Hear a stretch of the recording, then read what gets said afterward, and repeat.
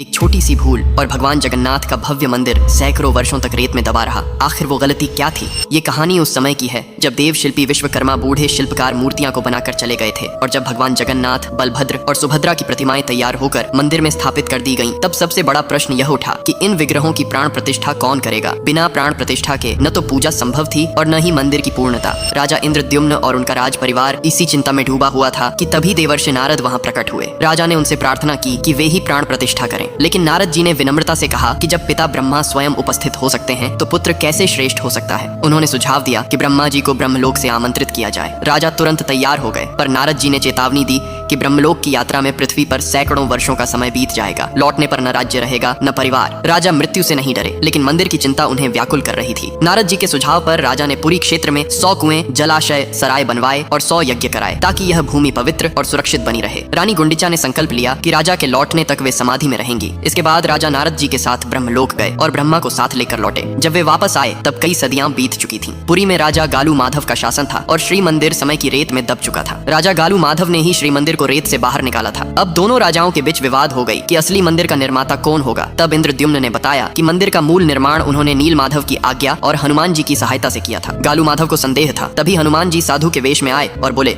यदि यही सच्चे निर्माता हैं तो इन्हें गर्भगृह का मार्ग खोजने दीजिए। इंद्रद्युम्न ने सहज ही वह मार्ग ढूंढ लिया और गर्भगृह खुलते ही नील माधव का नीला प्रकाश फैल गया। उधर रानी गुंडिचा समाधि से उठी और अपने वंशजों द्वारा पूजित होते हुए मंदिर पहुंची। पति पत्नी का पुनर्मिलन हुआ और गालू माधव को सत्य का बोध हो गया। अंततः ब्रह्मा जी ने यज्ञ कराकर राजा इंद्रद्युम्न और रानी गुंडिचा के हाथों भगवान जगन्नाथ की प्राण प्रतिष्ठा कराई। तो कमेंट में लिखिए, जय जगन्नाथ।